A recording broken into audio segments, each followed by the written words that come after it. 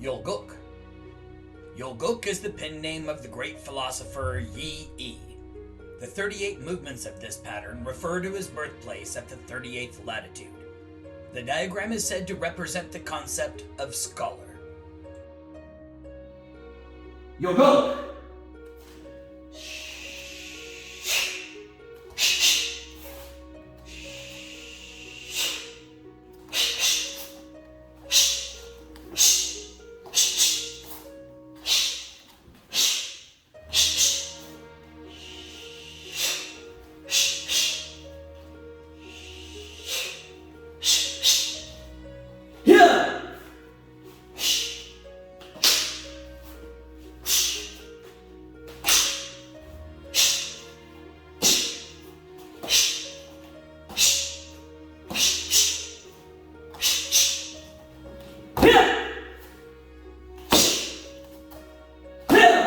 Yul Gok!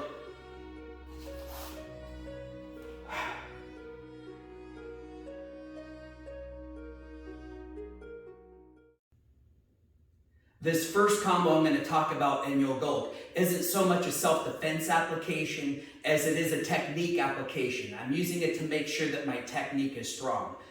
So the first technique is what's called a measured punch. It's coming out slow, followed by a quick double punch. Now, I've heard some people explain this measured punch as I'm measuring the distance to my opponent so that when I do my double punch, it's going to strike the target. And I like that idea. It's kind of like the same idea as the jab in boxing. I'm using that jab to make sure I got my distance. If I can touch with that jab, I can hit with the power of my reverse punch. So it does make sense. I kind of like this idea of measured punch, though. And making my technique better. When I'm doing this punch slow, I'm tensing my muscles and I'm feeling the power through every inch of the movement to the very end. Now when I do my quick double punch, I want to use that same kinetic chain of muscles in the double punch so that I have that power even in a quick punch. One of the self-defense applications I can think of for this movement comes from a choke. Now, the way I see a choke in self-defense is if your self-defense is good, nobody should be able to get both hands around your neck. If that's happened, something went wrong with your self-defense. But you know what? That's life. Things go wrong. Self-defense doesn't work out perfect. At some point, if they happen to get both hands on your throat and they're trying to throttle the life out of you, I'm using my horse stance. I'm sitting down with my weight. So I'm using my weight with my punch to get him away just to my distance of my double punch. It's just where his hand's released from my throat. And at this point, I can follow up with that quick double punch right to his solar plexus, and with enough power, I'll knock the wind right out of him. There's two combinations that we use to move up the middle of this pattern toward the top of the eye. This first combination is an outer forearm block, snap kick, and a double punch. In this case, he's throwing a punch at me. I'm doing my block, my snap kick, and then my double punch, I'm pushing this chin over this way. When he looks back at me, I push the chin over that way. And that sudden change in position of his skull could cause a knockout. The second combination that we use to move up the middle of this pattern is a hooking block, followed by an outside knife hand strike and a front punch. The way I see it, this hooking block is if he's grabbed a hold of my wrist, I'm going to be stepping in, getting my hand behind his. I'm going to use this action to clear my hand from his grip. Now I've got a hold of him. My next move is this outside knife hand strike, but I'm pulling this hand back while I do it. So I'm pulling him into that strike. Then afterwards, I follow that up with a front punch. The very end of this part, we actually do one more forward punch to the base of the jaw, and that's going to complete my combo. Once we reach the top of this eye pattern, we're using this combination of a side kick followed by an elbow strike. When people think about Taekwondo, they think about these high-flying head kicks, but also a big part of it is these mid-level kicks. To me, your mid-level kicks, number one, have a lot more power, but number two, I have more distance in my kick when it's going out straight. So in this case, I'm using a back leg side kick, and I like to put this right at the hip, because as I push his hip back, that presents his head forward. Now that his head's forward, I can brace it and strike it with my elbow strike.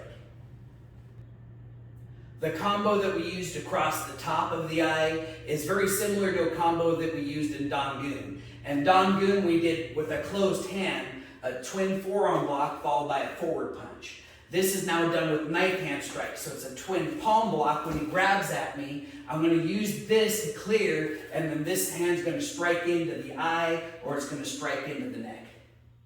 The combo that we use to move back up the middle of the eye toward original position is this combination of a middle block and reverse punch that we step forward and repeat, and then it ends with this step into a back fist, and what we call a T-stance. And it looks a little bit twisted, but there's a purpose to it.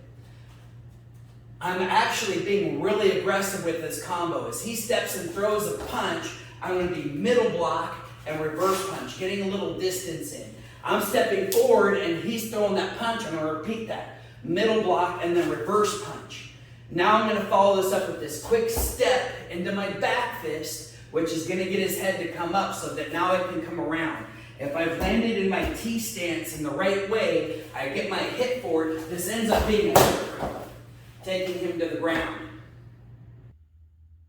At the end of Yul Gok, instead of using a combo, we're using a single technique called a double forearm block. The first thing I'll talk about is how this is a reinforced block. If I have just one arm behind the block, it can be effective for redirecting, but it's not very strong. If I have two hands in there, it can actually make it much more powerful. My whole body's behind this block. Not only am I intercepting his strike, but I'm also putting my body weight behind it. And you see how it's coming in a forward direction. So as he's throwing a punch, I'm actually guiding that away. And you see how much that turns his body. It works the same way if it's off as a reverse punch, as I'm coming in and redirecting that right on the inside of the elbow.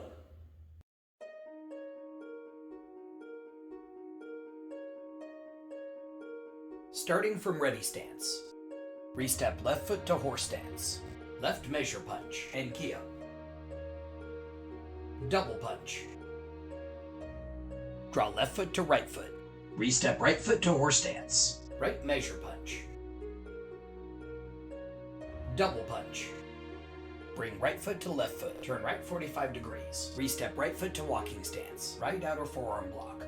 Left snap kick, landing forward in left walking stance. Left front punch. Right reverse punch.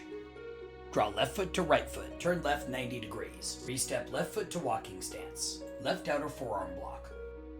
Right snap kick, landing forward in right walking stance. Right front punch. Left reverse punch. Bring right foot to left foot. Turn right 45 degrees. Re-step right foot to walking stance. Right hooking block. Left outside knife hand strike. Right front punch. Step forward left walking stance. Left hooking block. Right outside knife hand strike. Left front punch. Step forward to right walking stance. Right forward punch. And kia. Left side kick. Landing forward in left walking stance. Right front elbow strike. Bring right foot to left foot. Turn right 180 degrees. Right side kick. Landing forward in right walking stance. Left front elbow strike. Draw left foot to right foot. Turn left 90 degrees. Face direction 4. Step forward to left L stance. Left twin palm block. Step forward to right walking stance. Left downward palm block. Right spear finger thrust. Pivoting on the left foot. Turn right 180 degrees. Face direction 5.